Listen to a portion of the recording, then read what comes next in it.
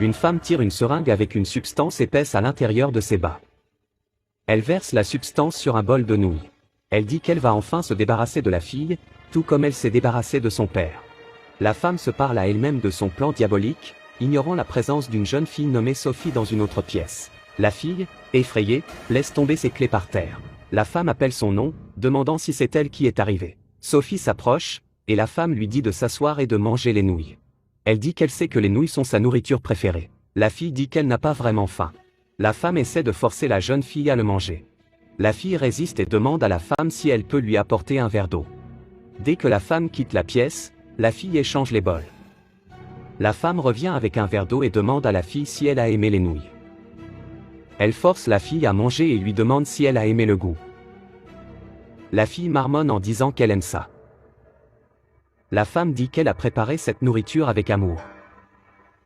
Elle s'assoit avec une fille à table et attrape son bol. Elle dit à la fille de manger. Soudain, quelqu'un frappe à la porte. La femme, en colère, se demande qui cela pourrait être. Elle laisse entrer un jeune homme et il l'accueille avec affection. Elle dit que son plan fonctionne et dit qu'elle croit que la jeune fille va bientôt mourir, comme celle de son père.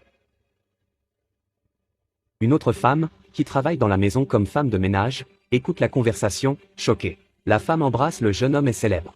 La femme de ménage, remarquant que le couple est distrait, dit qu'elle ne laissera pas cela se produire. Elle se dirige vers la table à manger et s'approche de Sophie. Elle conseille à Sophie de ne pas manger les nouilles. Sophie demande pourquoi. La femme dit que sa belle-mère essaie de l'empoisonner et dit qu'elle a également empoisonné le père de Sophie. Sophie demande à la femme ce qu'elle veut qu'elle fasse. La femme de ménage dit qu'elle a un plan. Elle attrape un smartphone et le cache derrière une pile de livres. Elle dit à la jeune fille de se détendre car la belle-mère de Sophie va payer pour toutes les souffrances qu'elle a causées au père et à la famille de Sophie. Plus tard, la belle-mère revient avec son partenaire et ils s'assoient à table.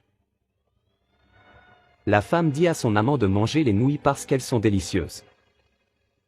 L'homme loue le goût du bouillon. Il s'étouffe et se plaint que c'est un peu épicé. Mais il dit que c'est parfait à part ça.